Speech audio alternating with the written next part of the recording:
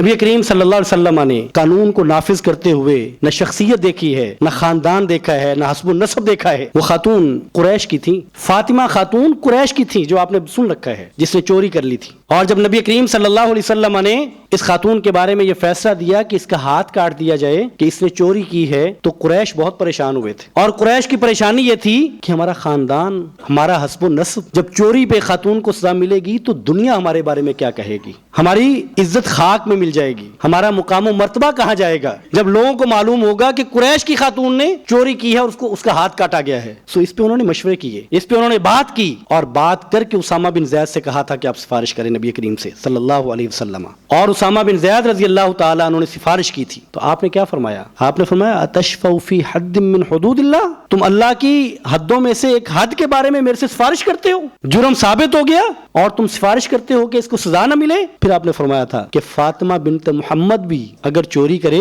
تو محمد اس کا بھی ہاتھ کاٹ دیں صلی اللہ علیہ وسلم۔ کہاں ہے استثناء؟ نبی کی بیٹی چوری کرے تو نبی کی بیٹی کو استثناء حاصل نہیں ہے۔